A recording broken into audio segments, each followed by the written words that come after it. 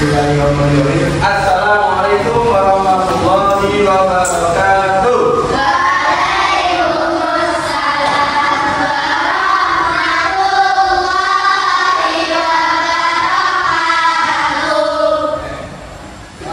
Ketua kelasnya siapa ya? Yang Mandati bisa dipimpin berdoa dulu.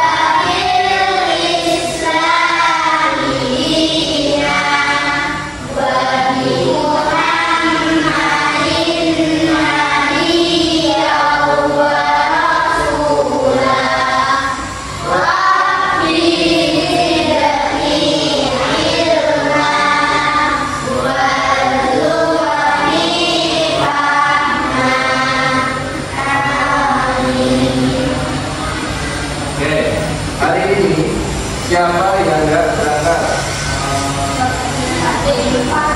Pati. Al-Fatih kenapa?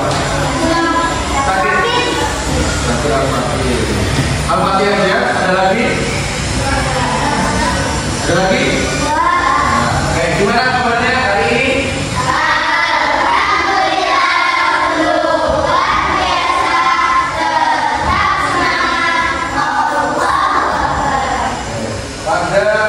Yang hari ini kita pertemuan berapa? Kedua ya? Kedua. Seperti yang sudah kita sampaikan kemarin, pelajaran apa ini? Oke.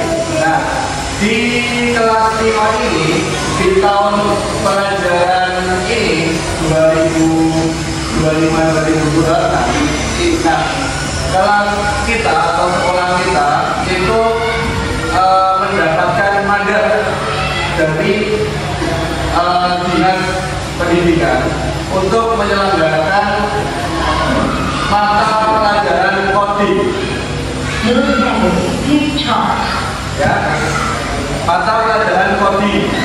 Oke, nanti coding itu apa? Nanti kita belajar sama-sama. Oke, di pertemuan kedua ini kita masuk ke materi pembelajaran berpikir komputasional. Berpikir komputasional gitu. Nah, kita hilangkan dulu pikiran-pikiran kita tentang komputer, pemrograman. Kita belum sampai ke pemrograman komputer. Oke? Jadi nanti kita berpikir secara logis, sistematis, berpikir menyerupai komputer, berpikir seperti komputer. Nah, nanti seperti apa? Kita masuk ke pembelajarannya. Oke, masih semangat? Ya, semangat semuanya berdiri dulu. Berdiri dulu, kita ice breaking dulu. Berdiri semuanya, berdiri. Berdiri. Ya, Saka berdiri dulu. Nah, kita siapkan jogetnya.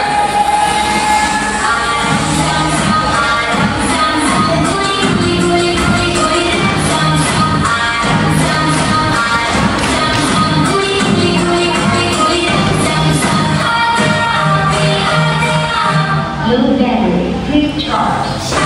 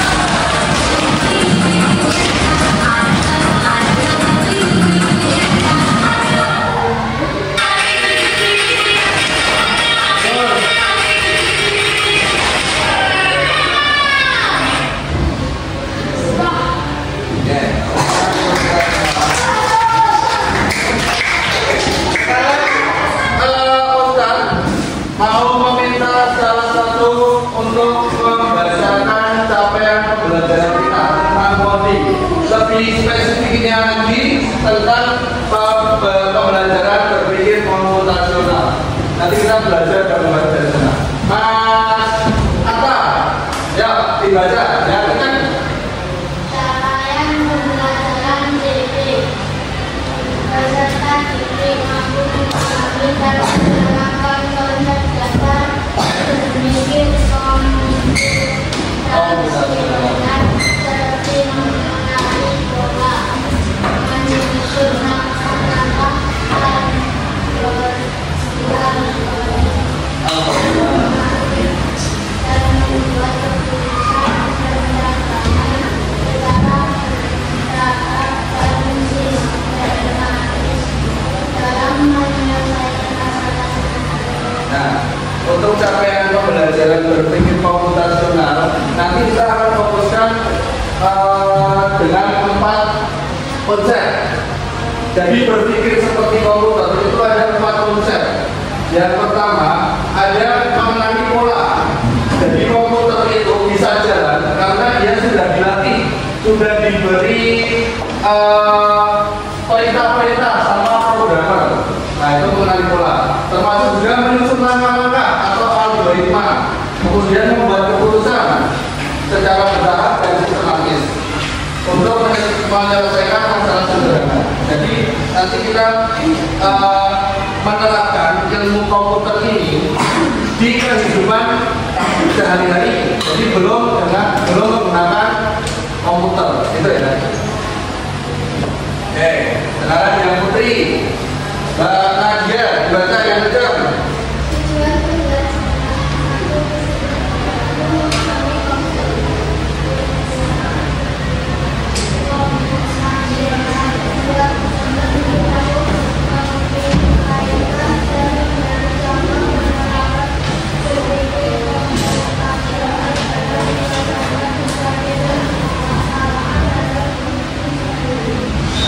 Tujuan pembelajaran coding atau berpikir komputasional itu yang pertama peserta didik mampu memahami konsep dasar berpikir komputasional. Nah nanti saya harap setelah pembelajaran ini paling tidak kita bisa memahami dulu konsep berpikir komputasional.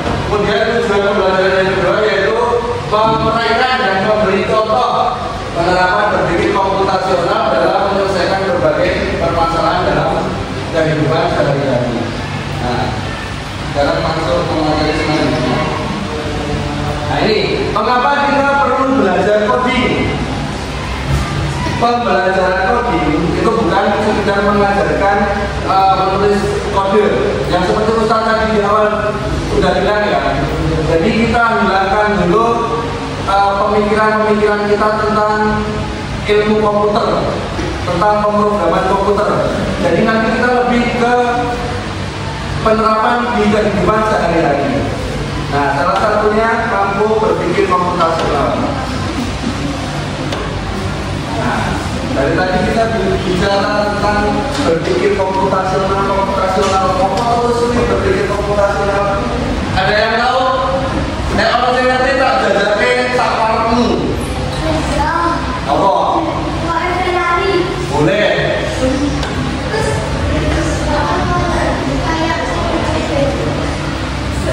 Kurang tepat. Apa? Belum, kurang tepat.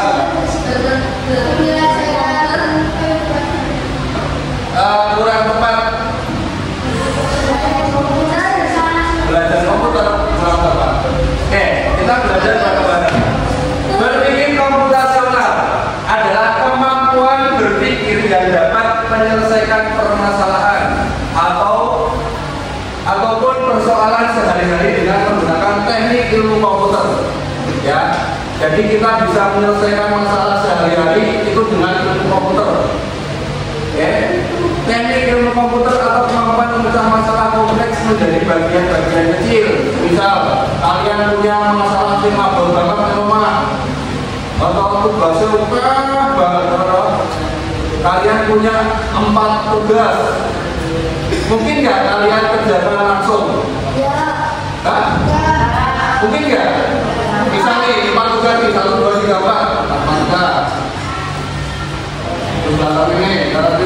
nih. Kira-kira mungkin nggak kalian mengerjakan seperti itu? Nah, dengan berpikir komputasional ini, nanti kita belajar menyelesaikan masalah yang besar. Kita uraikan satu-satu sehingga dapat mudah dikerjakan, gitu. Nih, menyelesaikan masalah bagian-bagian kecil itu termasuk di komposisi. Nanti kita belajar sampai ke prinsip-prinsipnya.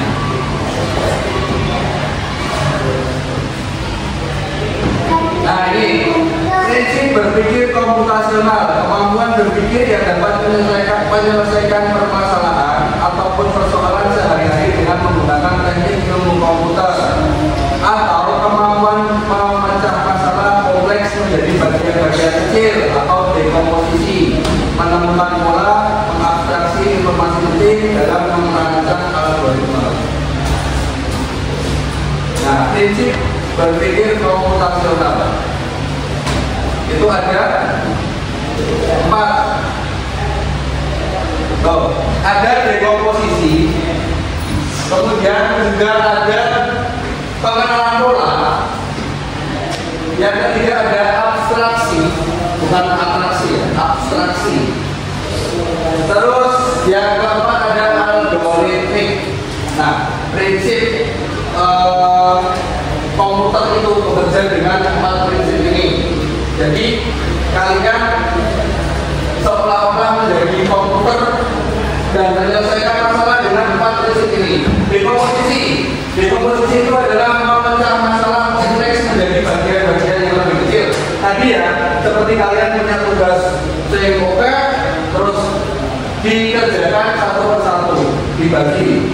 Malam ngerjain matematika, nanti siang ngerjain bahasa Indonesia dan seterusnya. Itu dekomposisi.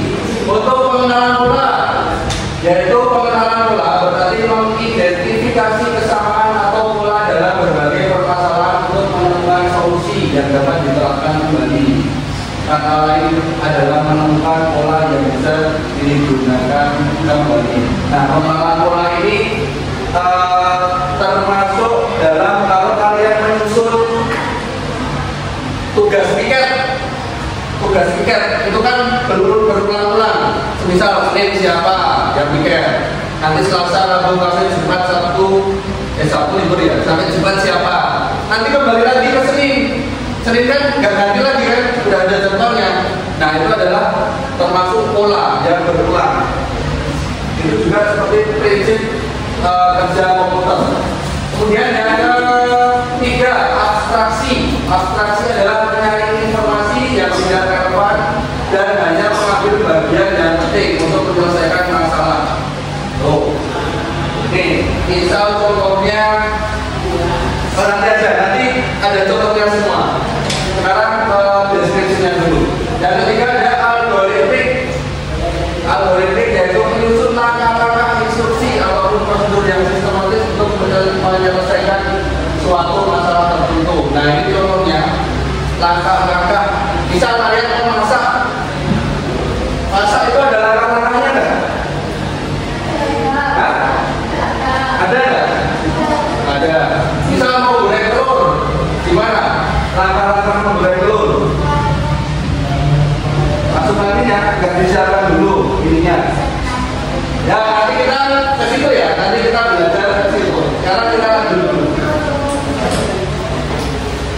Nah, kegiatan yang bisa dilakukan untuk memahami arti dari dekomposisi. Ada yang masih ingat dekomposisi tadi apa? Apa?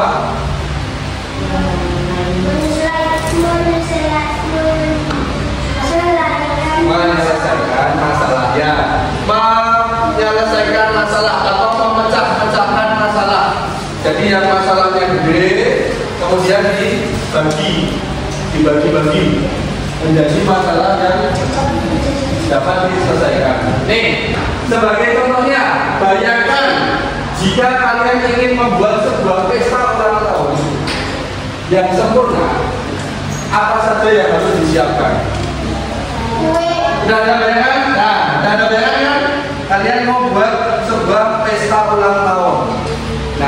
saya bagikan lembar kerja. Nanti berkelompok aja ya. Nanti berkelompok aja. Tidak dari satu kelompok berapa? Dari satu kelompok. Siap apa? Cepat aja ya, cepat kerjakan cepat. Jangan bukan dari dua kelompok aja.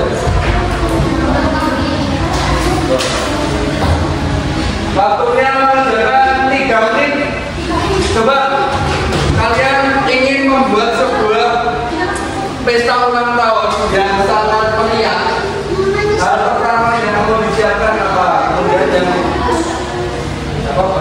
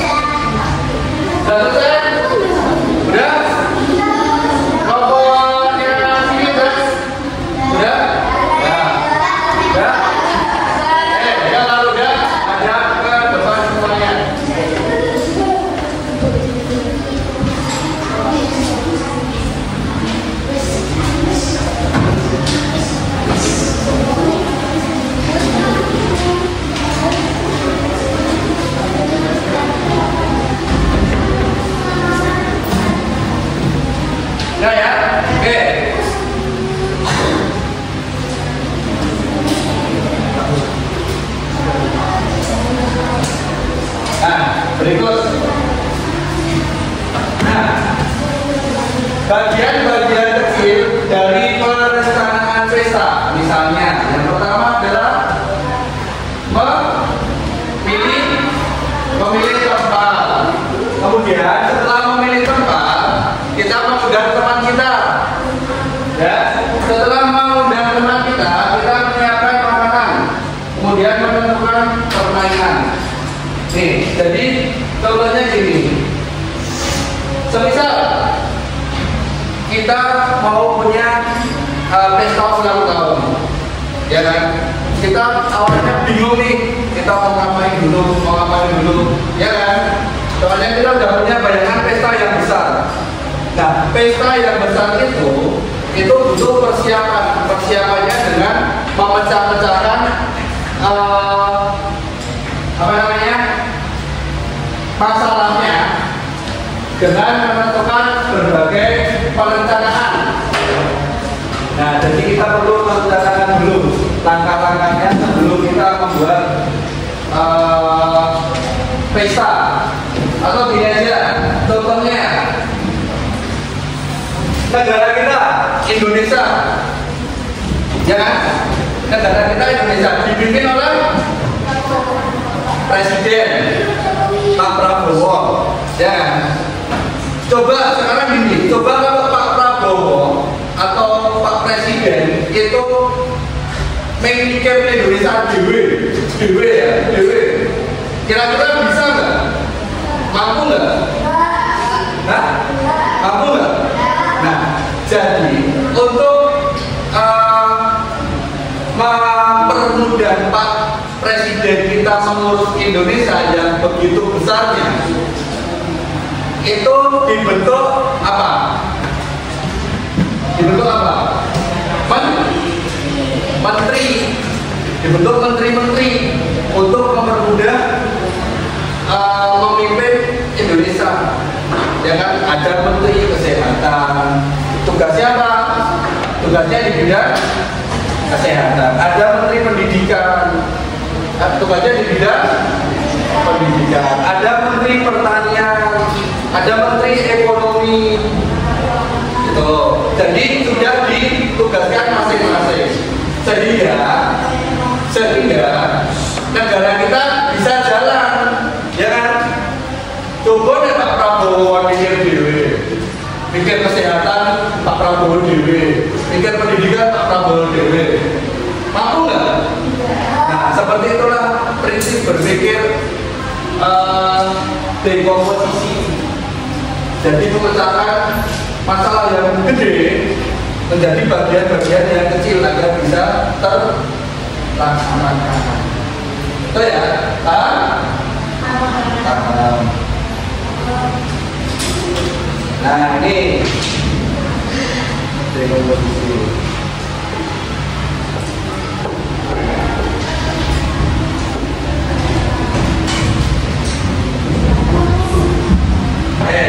Sekarang masuk ke yang kedua. Tadi kan ada apa? Dekomposisi udah. Kemudian ada pengenalan pola. Ya. Nah, ada beberapa contoh pola angka. Coba, ini lanjutnya berapa? 10. Hah? 10 terus? 12 terus? Berarti ini pola apa? Angka apa? Angka apa? Angka genap. Jadi setiap selanjutnya itu ditambah 2 atau angka genap. Itu adalah sebuah pola. Nah, ini coba yang selanjutnya. Ada bentuk, ada 2 bentuk. Ada bentuk terus apa ini? Ini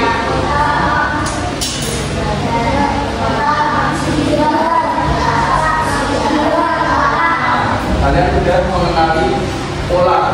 Seperti itulah prinsip pengenalan pola. Nah, sekarang kita Ustaz Kasim LAPD lagi, ya. Silakan nanti dikerjakan sesuai kelompoknya. Kayak tadi ngomongnya.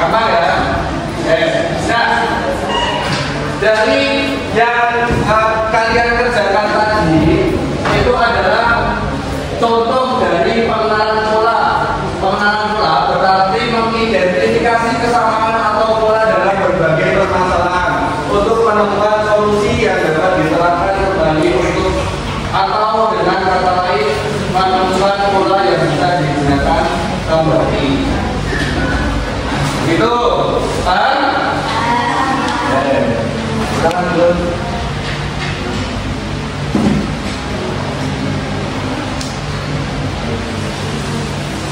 Yang terakhir ya. Kalau punya kurang 2 ya. Oke, yang ketiga abstraksi. Nih, di depan kalian sudah ada pertanyaan. Aku adalah tempat orang membeli makanan. Ada meja, ada kursi. Tapi bukan di rumah. Aku di mana? Di warung. Terus di restoran. Yang kedua, aku adalah alat untuk menulis, biasanya panjang dan runcing.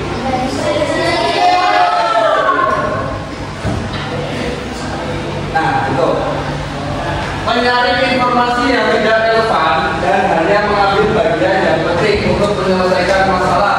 Dengan kata lain, hanya terfokus pada informasi dan menyaring detail yang tidak relevan.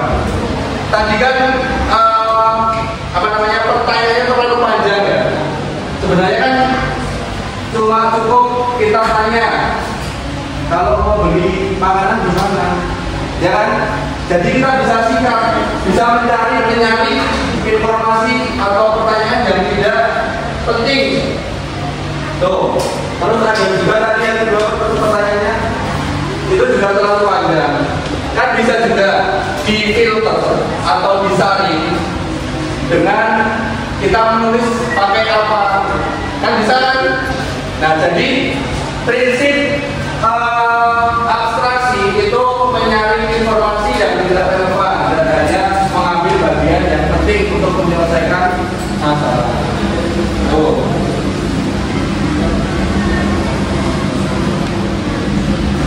Yang terakhir adalah algoritmik. Nah, yang saya sampaikan tadi, langkah-langkah membuat sesuatu tetapi dalam urutan yang acak, misalnya membuat makanan, membuat origami, atau menggambar rumah. Berpikir algoritmik, yaitu menyusun langkah-langkah seperti tadi ya, langkah memasak Indomie, langkah memasak telur. Nah, itu kita susun langkah-langkahnya, pertama apa, kedua apa, langkah ketiga apa. Nah, itu adalah prinsip berpikir algoritmik. Oke, sudah masuk ke yang terakhir. Bagaimana perasaan kalian setelah pembelajaran ini? Seru? Senang? Sedih? Bingung?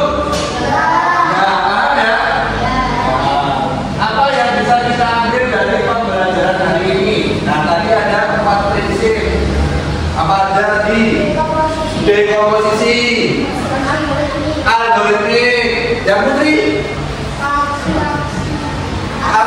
abstraksi, apa lagi? Terakhir, pengenalan pola. Berarti sudah paham ya konsep berpikir komputasional itu ada empat cara ini tadi, 4 prinsip ini tadi. Oke. Kesimpulannya, berpikir komputasional berdasarkan hasil pembelajaran dapat disimpulkan bahwa berpikir komputasional adalah cara berpikir yang membantu dalam menyelesaikan masalah secara logis dan terstruktur. Proses ini melibatkan beberapa langkah, yaitu memecah masalah atau apa tadi? Pemecahan masalah tadi apa? Dekomposisi, kemudian menyederhanakan hal yang rumit, apa lagi? Abstraksi, kemudian mencari pola atau pengenalan pola, kemudian membuat langkah-langkah penyelesaian yang jelas atau algoritma atau algoritmik. Dengan berpikir komputasional, seseorang dapat menyelesaikan masalah dengan lebih efisien, baik dalam bidang teknologi maupun dalam kehidupan sehari-hari. Pendekatan ini juga melatih kemampuan berpikir kritis, kreatif, dan sistematis. Oke, cukup? Ada yang mau ditanyakan? Ada yang mau tanya? Udah jelas semua? Kalau udah jelas, kita akhiri. Benar, udah paham? Marilah kita akhiri pembelajaran pada siang hari ini dengan membaca hamdalah bersama-sama.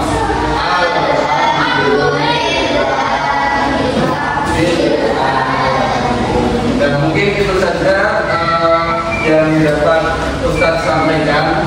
Semoga bisa kita terapkan cara-cara berpikir seperti komputer tadi dalam kehidupan sehari-hari. Ada kurangnya